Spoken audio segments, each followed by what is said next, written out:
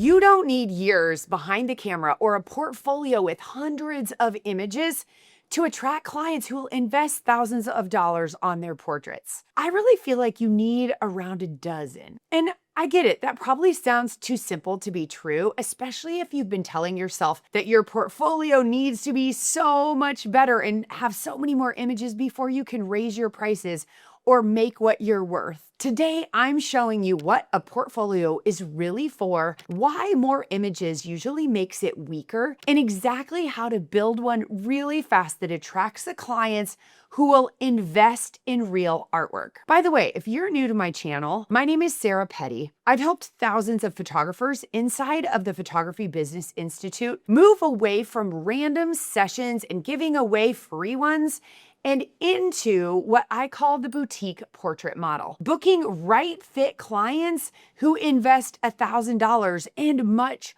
more in real tangible printed artwork instead of cheap high-res digitals. Let's start with the biggest mistake. Photographers treat their portfolio like an art show. Landscape, still life, beautiful artsy shots that prove you have talent behind the camera, but nothing that shows that you can actually photograph people in a way that's wall-worthy. That's what I call the art show mistake, and it's costing you clients. Here's the thing, your portfolio isn't there to impress other photographers. It's there for a prospect, somebody who meets you at a networking event, or maybe even someone stumbles across your work for the first time, and they need to be able to see quickly that you run a real portrait business. And if they have to dig through a portfolio full of landscapes and fine art, that signals to them that you are not really a portrait photographer who can photograph people. That's what your right fit clients want to see. Put people in front of the camera instead. That's where the real money is. Now, once you know what a portfolio is for, the next question is,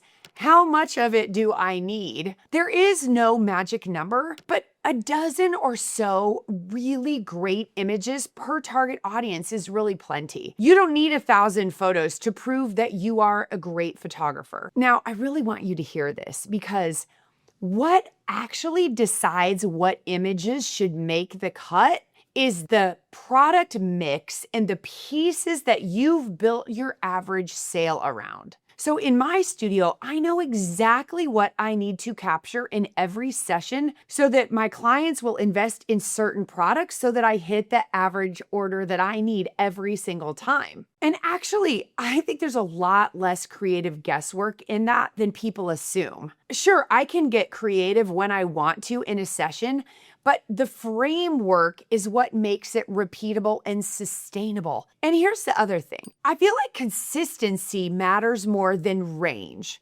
So if you're a natural light photographer, if you show work that looks wall-worthy, maybe people enjoying their people and their pets, you don't need to show fancy lighting and night shots and smoke machines and bubbles and all these props with pumpkins. I have photographed almost entirely in natural light for my 28 years because I'd rather focus on the relationships and the personality of the people I'm photographing than setting up a bunch of props, and it's so much easier that way. That same consistency only works if you know exactly who it's consistent for. A portfolio that's trying to appeal to everyone ends up appealing to no one. It should reflect the exact client you want to reach, and it should look wall-worthy. If people are wearing concert t-shirts or kids have dirty faces from playing outside, that image needs to go. Color harmony in clothing, beautiful posing, good lighting, all of that matters, and none of it requires fancy equipment. And here's the part most photographers miss. Your portfolio can actively repel the wrong clients, and that's a good thing. If you want clients who will actually participate in creating the artwork with you, a tightly curated portfolio is so much better because they see it and they think, oh, I love that. I want to work with this person. By the way, your portfolio is just one piece of what attracts the right clients. I used to guess my way through fixing my business, tweaking prices, changing marketing, saying anything, and I was exhausted. Here's what I learned. There's almost always one thing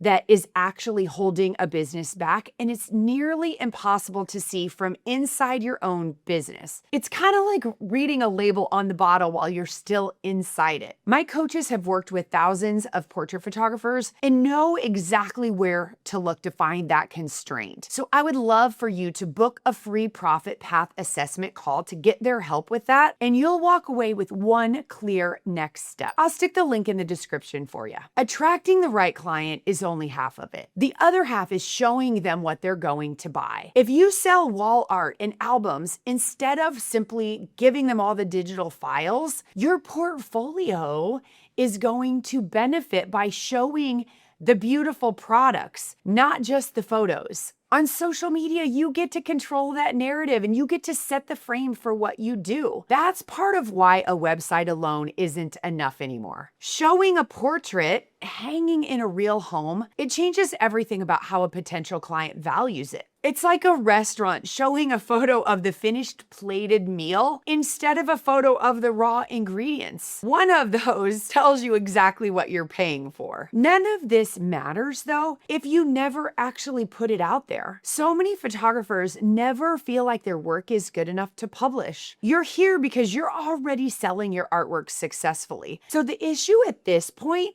is almost always curation, not talent. The more you can look like a specialist instead of someone who does 1,000 different things, the more value you create and thus the more you're worth. And listen, you might be saying, oh, but Sarah, I'm not good enough. I get that too. But waiting for perfect is a form of procrastination, and procrastination is a form of self-abuse. There will always be someone better than you, and you're always going to keep getting better yourself. You build the skill by doing the thing, not waiting until you feel ready to do the thing. Now, once you've published it, the work still isn't finished. Your portfolio isn't static, and it shouldn't live in just one place either. A website is something people have to go find. When you think about social media like Instagram, that's like being in a room where your target audience already is. So you're going to refresh Instagram weekly and your website maybe once a year. The biggest mistake I see